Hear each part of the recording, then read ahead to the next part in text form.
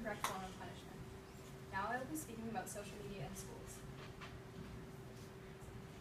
Freedom of speech majorly affects students, especially within schools. Students outside of school and on social media can say anything they want to, so long as it does not carry over into the school environment or turns into harassment. However, schools are punishing students for things they say on social media, even if it fully does not affect the learning environment and happens completely outside of school.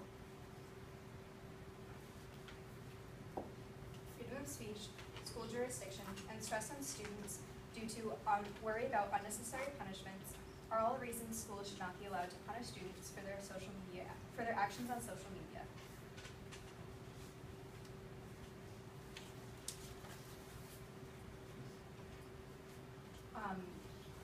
Schools should not be able to punish students who bully other students on social media unless it escalates to affecting students in school or disrupting the learning environment.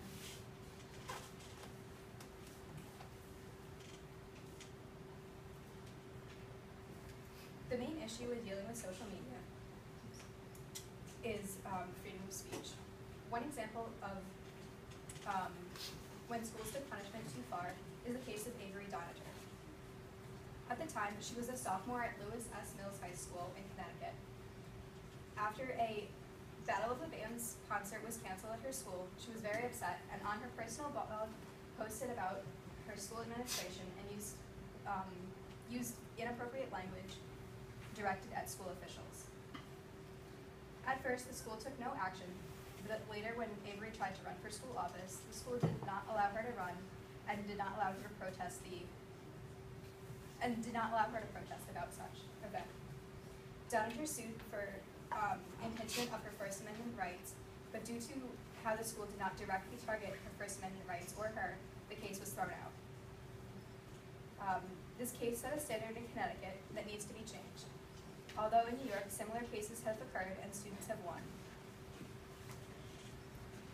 The Supreme Court upheld that students do not lose their right at the school door, therefore they do not lose their rights on social media. In the case of Tinker versus Des Moines, the Supreme Court stated that freedom of speech is maintained not only within school, but also off campus and on social media, even when referring to the school.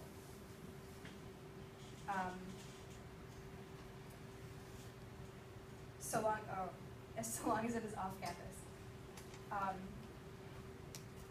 The Supreme Court also stated that due to the school's lack of jurisdiction over students outside of school and off campus, police should be utilized for harassment. Also, police and parents should be utilized for harassment rather than school officials. In the case of Hazelwood School District versus Helmer, the Supreme Court stated again that freedom of speech cannot be regulated outside of school, but can be regulated within school, such as not allowing students to threaten other students, swear, or other things, so long as it's in school. But once the student steps out of school, off campus, or is on social media, the school has no jurisdiction and cannot regulate them. In school, education is the main focus of schools. And to take students out of class and add additional stress for their actions on social media is something schools should not be allowed to do. Out-of-school suspension, or OSS, and in-school suspension, or ISS, for cyberbullying occurs very often. 60% of students in a public school in Texas have received detention for at least 3 days. 30% have been suspended out of class, and most of these actions occur out of school or out of class. 40% of these actions that have been punished are for outside of school actions, and 30% of these punishments were due to social media usage.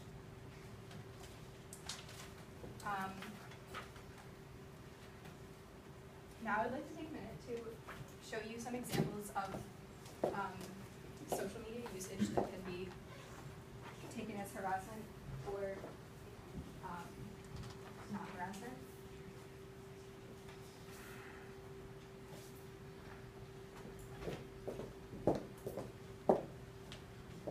These are just random examples of social media usage that teenagers might tweet.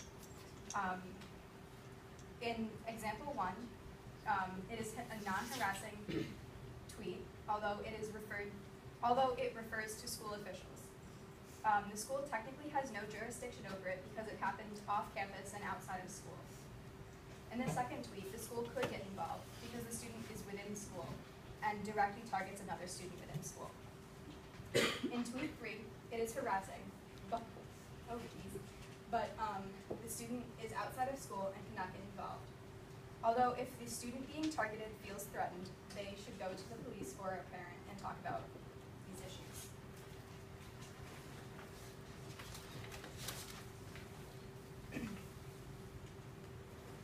Within Bethlehem, there is a section in the student handbook, Part 5 of Prohibited Student Conduct, that states, off-campus misconduct that interferes with or can reasonably be expected to substantially disrupt the education process in the school or at a school function can be punished. Although this is a good policy and directly states that off-campus misconduct cannot be punished, it is not implemented directly, and it does not directly explain what can substantially disrupt the education process. Although the First Amendment and the Bill of Rights are incredibly important parts of the American experience, not everyone agrees that these rights should be respected. Harassment is a major concern of parents and school officials and others who agree with students being punished for their social media usage. Other issues include that over half of teens have been bullied online, and 1 in 3 teenagers have experienced threats online. However, these points are valid but refutable. Parents and police are the correct people to be utilized for harassment on social media rather than the school, due to the school's lack of jurisdiction over students off campus and on social media. Resource officers should also be utilized. Although they are connected to the school and students might feel more comfortable with them, they're not technically school officials. The ability to block other users on social media and education about cyberbullying are two majorly important aspects when speaking about social media usage, harassment, and punishment of students within school. It is shown that when students are educated by parents, school officials, or teachers about the effects of cyberbullying and rates of it, the rates of cyberbullying go down substantially.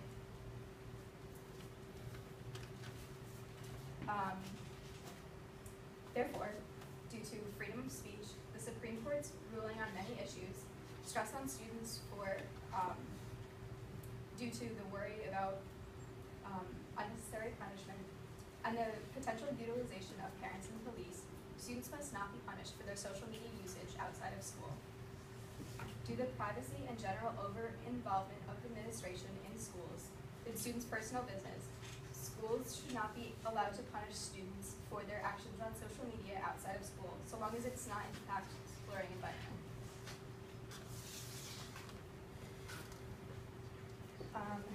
In some aspects, schools are over-involved, and in others they are under-involved. Here to talk to you about post-high school education is